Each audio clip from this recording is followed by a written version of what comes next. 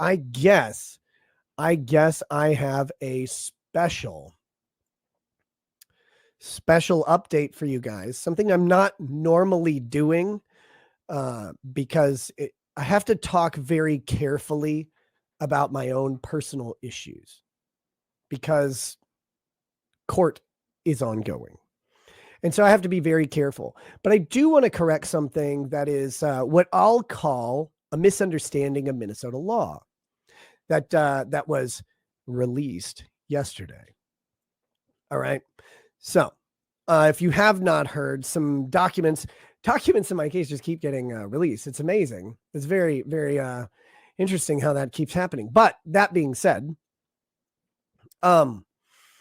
particular set of documents came out and people don't understand how Minnesota law works. So I will politely correct them because no one should know this. No one should know how this works. But people don't understand how Minnesota family law works in juvenile protection matters. So I'm going to explain it in very high level, no specifics about my case, because I want people to understand what they're seeing a little bit. So what was released or leaked in my case are what's called long-term placement plans. And Minnesota has a rule in child custody matters. Minnesota has a timer, a very strict timer, that by 364 days from the time that a child is removed from parents' custody, the government has to have already made all of their decisions about what will happen with the child. So what they do is to get around the fact that doing all this takes a lot of time. And some people will be like compliant for a long time and then screw up at the end, or be really big screw ups at the beginning and be compliant at the end. They have to go ahead and do what's called concurrent planning. So what you have is what's happening in reality. And then the government also has to generate these long-term care plans, typically out of placement or out of home placement plans, in the event that they need to keep the children for longer than this 364-day timeline. Okay. They have to have this filed, and there are deadlines. Our deadline for the government filing those plans in my case was July 9th, which is why they were filed on that date. Now, what people erroneously think, and this again is not anyone's fault because you wouldn't know this. Normally, you'd never even see this shit. No one would see this shit in a normal case, but it's me, so it's not normal. Normally, what would happen is these plans would be filed, but there's also what's actually going on, which isn't actually filed. And I know that sounds weird, but that's because there's no necessity of filing it. So people automatically, they saw these documents, and some people assumed that these long-term care plans were the actual trajectory for the placement of my children. I can happily say that that's not true because these long-term care plans are fucking horrifying. They have nothing to do with where we are right now. Now, obviously, I can't talk about any of this stuff, any of the dates or anything like that, but just know that my children will be returning home much sooner than people think. And again, I'm not faulting people for misunderstanding the law, misunderstanding the documents that they're seeing, and misunderstanding the process, and for coming up with very, very negative conclusions about me because they only get one side of the story. And I have two options. I can try and sell you my side of the story and possibly jeopardize or compromise my own case. I could do that.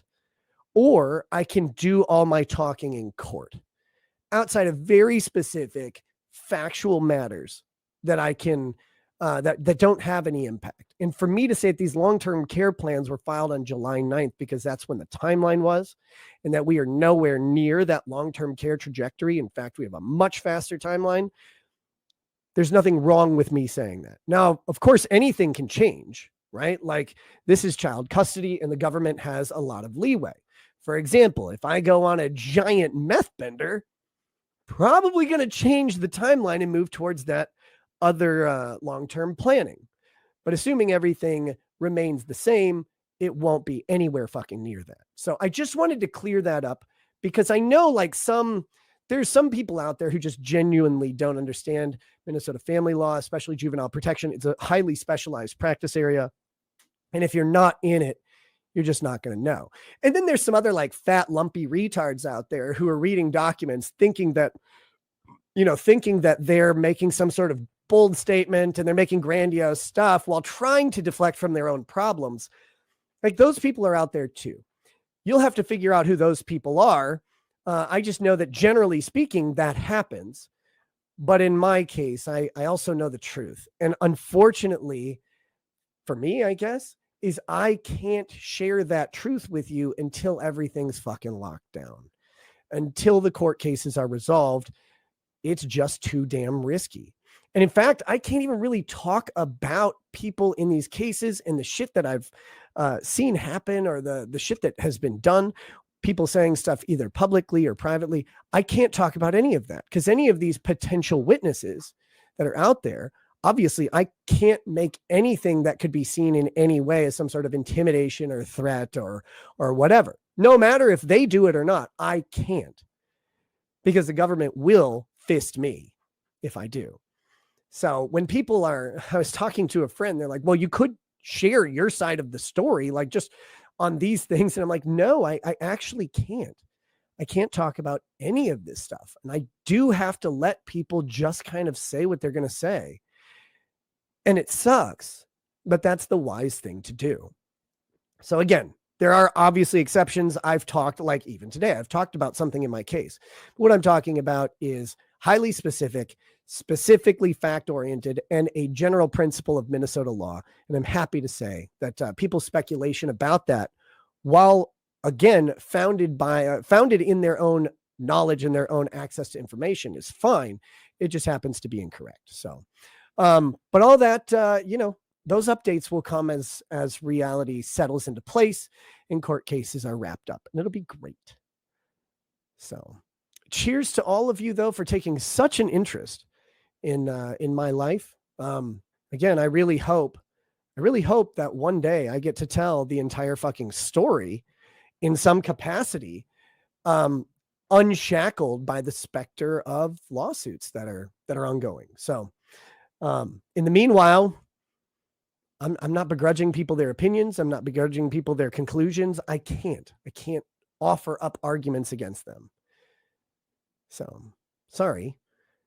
But I appreciate you guys watching, hanging out, making fun of me or not. It's okay.